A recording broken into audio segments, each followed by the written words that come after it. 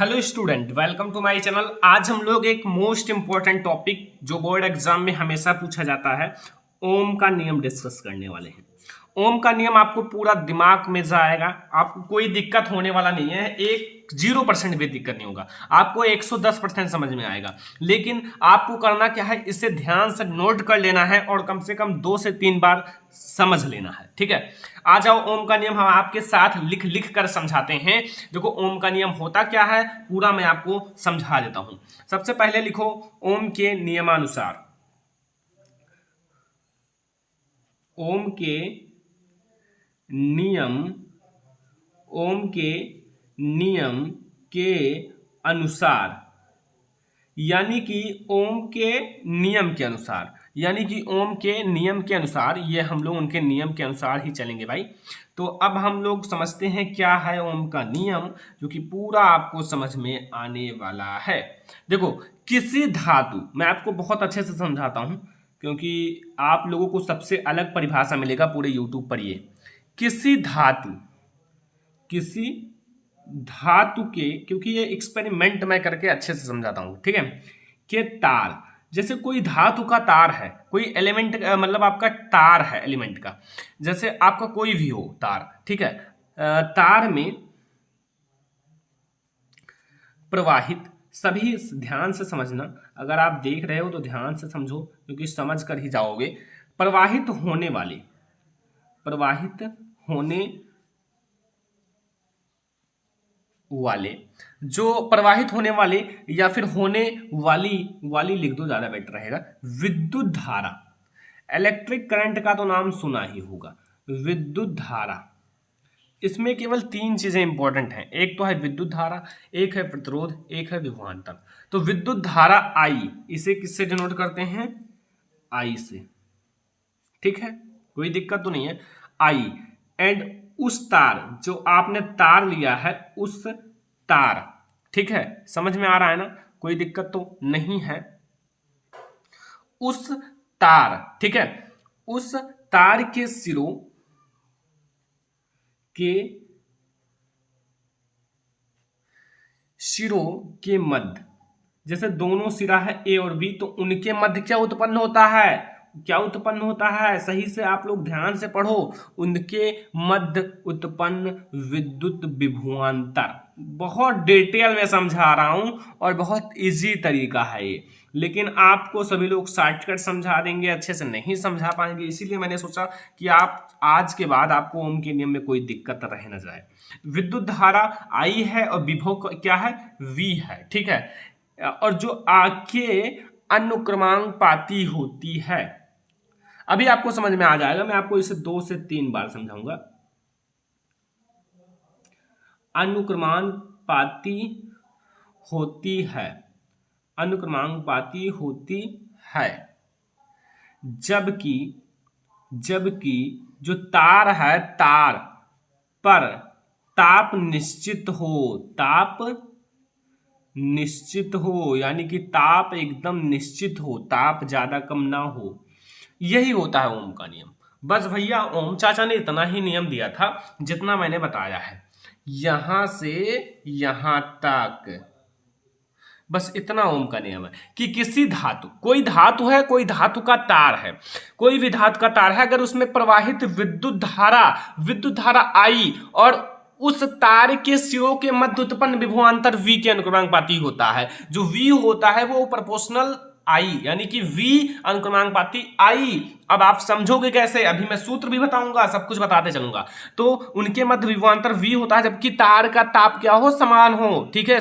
तो यहां तार का ताप समान होना चाहिए, ये आपको पता होना चाहिए, तार का ताप समान होना चाहिए। तो यहां से आप पहले ओम का नियम इतना ही है, नोट कर लो, फिर मैं आपको परिभाषा बताता हूं। यहां क्या कह रहा है, जो V है वो अनुक्रमांकपाती है किसके, I के, ये V है अनुक्रमांकपाती है I के, बस यही कह रहा है।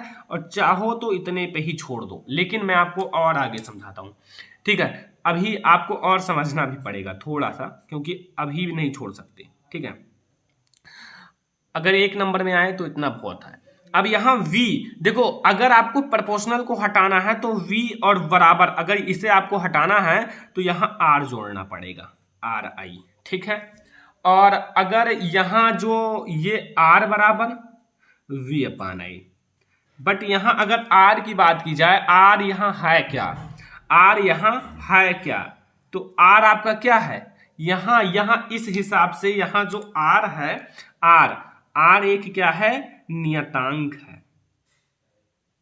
क्या है, नियतांक है। R क्या है, नियतांक है, ठीक है। या फिर अथवा आप लोग यही तो दोनों कह सकते हो, एक तो ये है या फिर एक ये है, ठीक है। यहां तक ओम के नियम में कोई दिक्कत होगा नहीं। अब यहां जो आपको मैं बता दूं क्या क्या चीजें हैं। V आपका क्या है, यहां V आपका है विभवांतर,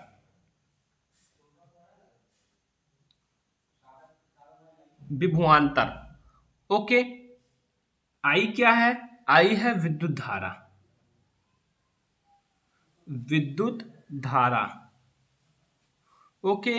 एंड आपका R क्या है, R है अनुक्रमांकपाती नियतांक,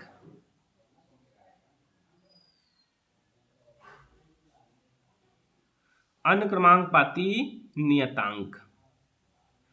अब यहाँ R के बारे में थोड़ा सा और समझ लो। जो R है चालक का विद्युत प्रतिरोध भी कहते हैं। R जो है, R को क्या कहते हैं, R को चालक का विद्युत प्रतिरोध कहते हैं, विद्युत प्रतिरोध कहते हैं, ओके। तार का विद्युत प्रतिरोध भी कहते हैं। अब आओ हम लोग मात्रक की बात करते हैं। किसकी बात करेंगे, मात्रक।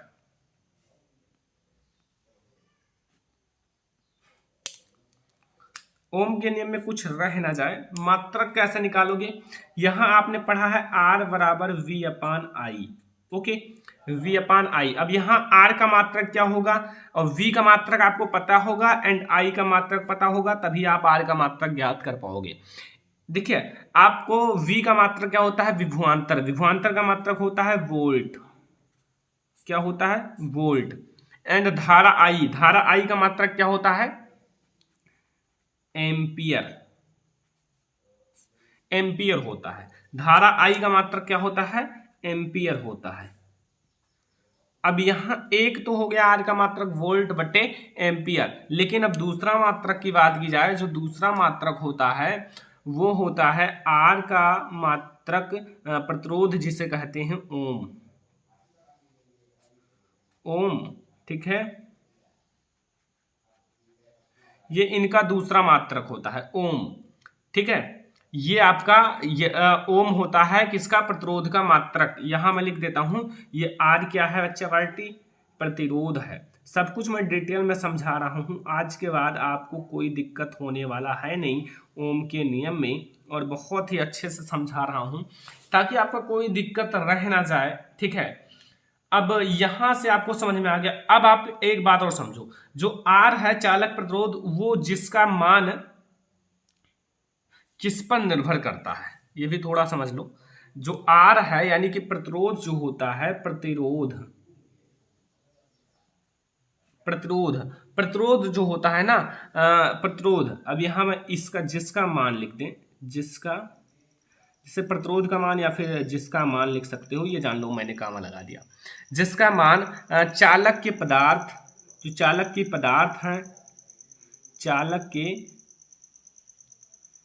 पदार्थ एंड ताप, चालक का जो ताप है, एंड क्षेत्रफल, चालक का क्षेत्रफल, ये भी कई बार पूछा गया है, ठीक है। चालक का क्षेत्रफल आदि पर निर्भर करता है। ये जो है प्रतिरोध, जो है प्रतिरोध की मेनली बात की गई है R की। ये किस पर निर्भर करता है, जैसे कोई कंडक्टर है, चालक है, चालक के पदार्थ पर निर्भर करता है, चालक के ताप पर निर्भर करता है, और चालक के क्षेत्रफल पर निर्भर करता है। तो यहाँ से पूरा ओम का नियम इतना ही है। ओम का नियम होता क्या है ये मैंने बता दिया, इसका फार्मूला क्या होता है, एंड इसका फार्मूला का पूरा नाम बता दिया, एंड इसका मात्रक क्या होता है, एंड R जो है ना, इसका मतलब किस पर निर्भर करता है। ये वीडियो मेनली ओम के नियम पर था और आई होप कि आपको ओम का नियम पूरा समझ में आ गया होगा, ओनली 1% भी दिक्कत नहीं होगा। तो करना क्या है, इस वीडियो को लाइक करना है, शेयर करना है अपने फ्रेंड्स के साथ, चैनल पर नए हो सब्सक्राइब कर लेना है। Thanks for watching this video.